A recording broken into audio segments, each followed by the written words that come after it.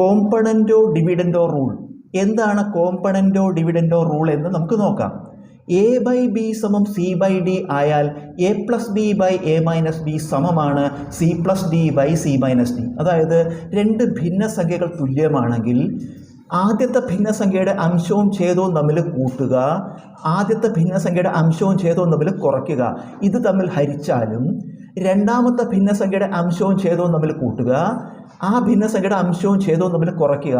അത് രണ്ടും തമ്മിൽ ഹരിച്ചാലും ഈ രണ്ട് ഹരണഫലവും തുല്യമായിരിക്കും. ഇതാണ് കോമ്പണൻറ്റോ ഡിവിഡൻറ്റോ റൂൾ എന്ന് പറയുന്നത്. നമുക്കൊരു ഉദാഹരണം നോക്കാം. എ ബൈ ബി സമം സി ബൈ ഡി ഇങ്ങനെയുള്ള രണ്ട് ഫ്രാക്ഷൻസ് എടുക്കാം നമുക്ക്.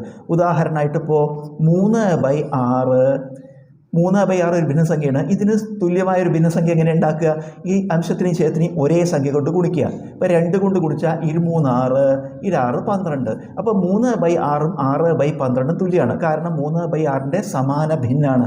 അംശത്തിനെയും ഛേദത്തെയും ഒരേ സംഖ്യ കൊണ്ട് നമുക്ക് ഗുണിച്ചു. 2×3 = 12. ഇങ്ങനെയാണെങ്കിൽ നമുക്ക് ഈ നിയമം ശരിയാവുണ്ടോ നോക്കാം.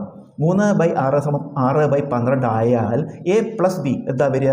3 + 6 3 + 6 എ മൈനസ് ബി 3 - 6 സമം C plus D 6 + 12 6 + 12 C minus D 6 - 12. ഇത് ശരിയാണോ എന്ന് നമുക്ക് നോക്കണം.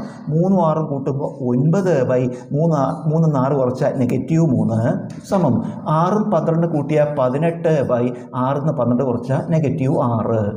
നമുക്ക് 9നെ 3 കൊണ്ട് ഹരിക്കുമ്പോൾ 3 എന്ന് വരും. പോസിറ്റീവ് നെഗറ്റീവ് ഹരിക്കുമ്പോൾ നെഗറ്റീവാണ് വരിക. വീണ്ടും 18നെ 6 കൊണ്ട് ഹരിക്കുമ്പോൾ 3 എന്ന് വരും. പോസിറ്റീവ് നെഗറ്റീവ് ഹരിക്കുമ്പോൾ നെഗറ്റീവാണ് വരിക. അപ്പോൾ നമുക്ക് ഈ രണ്ട് വശത്തും തുല്യ സംഖ്യകൾ കിട്ടി. -3 സമം -3. അപ്പോൾ ഇത് നമ്മൾ കോമ്പണൻറ്റോ ഡിവിഡൻറ്റോ റൂൾ എന്നത് ശരിയാണെന്ന് ഉദാഹരണ സഹിതം തെളിയിച്ചു.